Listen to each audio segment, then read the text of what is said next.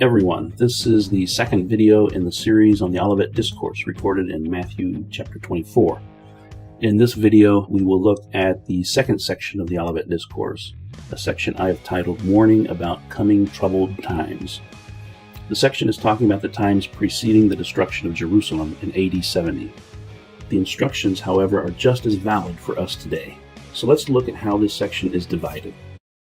We see that Jesus talks about four characteristics of those troubling times: false messiahs, wars, persecution, and the preaching of the gospel. The first threat to the newly born church will be false prophets or false messiahs. In Matthew 24, verse 5, we read, "For many will come in my name, saying, I am the Messiah, and they will deceive many."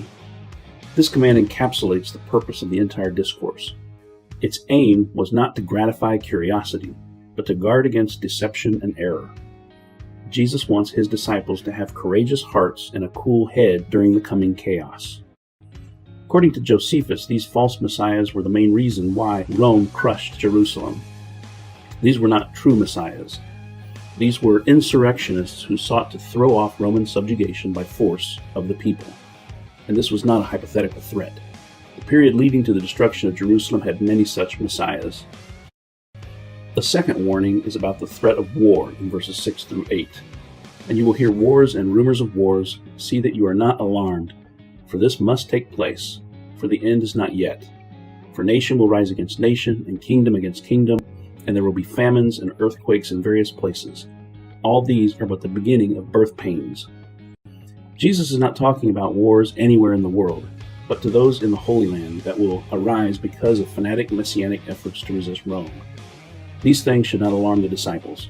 The idea of being alarmed combines surprise with fear. Jesus is telling them ahead of time what is about to occur so that they are not surprised and do not fall into a state of fear that would cause them to follow anyone who comes along offering an immediate fix. These warnings are not about some threat at the end of time. This is about the conflicts arising from false messianic uprisings that would lead eventually to the destruction of Jerusalem.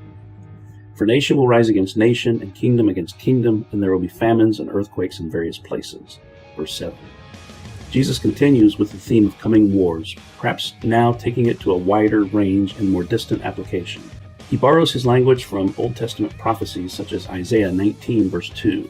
"And I will stir up Egyptians against Egyptians, and they will fight each against another, and each against his neighbor, city against city, kingdom against kingdom."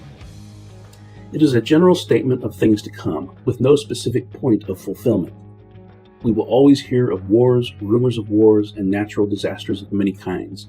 Jesus is saying that these do not signify the end, whichever end you are talking about, the end of the world or the end of Jerusalem.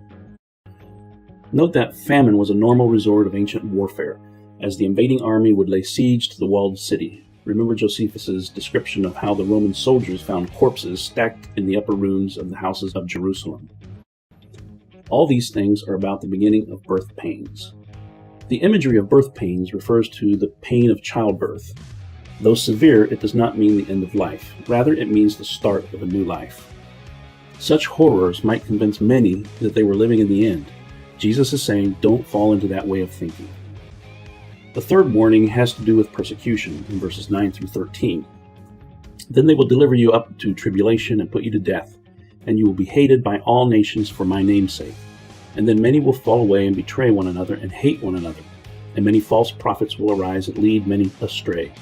And because lawlessness will be increased, the love of many will grow cold.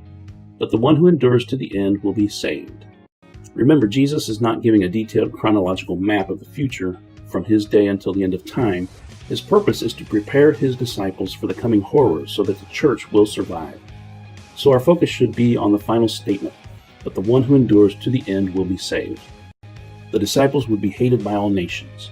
Sometimes the New Testament writers use the term all, not in an absolute sense of every single case, but as a way of saying all kinds of. For example, Paul wrote that the love of money is the root of all evil.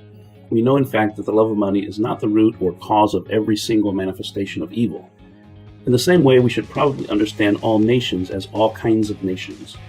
And nations should not be understood as we understand the word today, but rather as all kinds of tribes and peoples. In times like these, many will fall away and betray one another and hate one another, verse 10. it is common that in times of national chaos, friends and even family members turn on one another.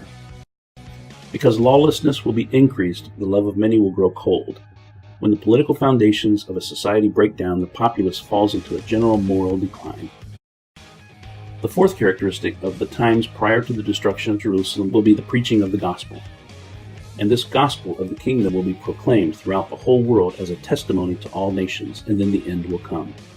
Up to this point, Jesus has been telling them how not to respond to the coming crisis. Now he is telling them how they should respond. They are to be preaching the gospel to all the nations. As mentioned in the previous video, this use of the end is not referring to the end of the world, but to the end of Israel as a nation. For the next 40 years, the church will preach the gospel to the entire known world. Jesus is not giving signs so that we may predict the end of the world. This is telling his disciples what they need to be doing during the coming period of upheaval.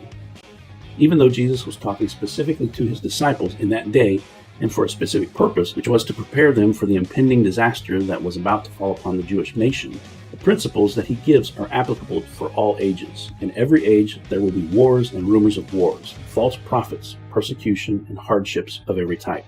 Christians are not immune to these aspects of our fallen world. So Jesus is also saying to us, make sure false teachers do not lead you astray. Don't panic when it seems the world is falling apart. Don't give up when you face pain or injustice. Instead, focus on the mission. Ignore the surrounding noise. Be God's spokesperson in a dark world.